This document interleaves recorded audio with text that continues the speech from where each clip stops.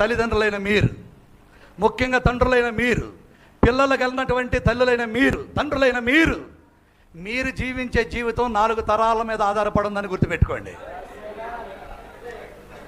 నాకు వయసు ఉంది, కండ ఉంది, శక్తి ఉంది, బలం ఉంది, తెలివితేటలు ఉన్నాయి, నేను ఏదైనా చేయగలను అని రొమ్ము విరుచుకొని విర్రవీగి అహంభావంతో నువ్వు ఎలాంటి పనికిమాల పనులు చేస్తే వాటి ప్రభావం అన్యం పుణ్యం ఎరగని మీ పిల్లల మీద పడుద్ది. తప్పు చేసింది నీవు, శిక్ష పడేది మీ పిల్లలకే. కాలం అంటూ ఉంటే ఆడపిల్లలకు పడేది, కాలం అంటూ ఉంటే ఆడపిల్లలకు పడేది. 3-4 తరాలు నీవు చేసిన శిక్ష ఫలాన్ని వాళ్ళు అనుభవించాలి.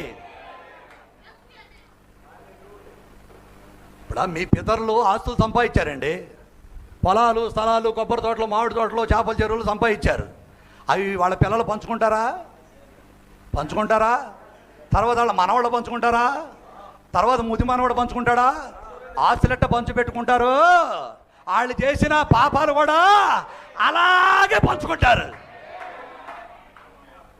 కాబట్టి ఓ తల్లిదండ్రులారా, శక్తి ఉందని, బలం ఉందని, వయసు ఉందని, జ్ఞానం ఉందని, గర్వం ఉందని మిడిసిపాటు పడక, మీరు జీవించే జీవితం మీకే సొంతం కాదు, 4 తరాలు మీ పిల్లలను శాసిస్తుంది.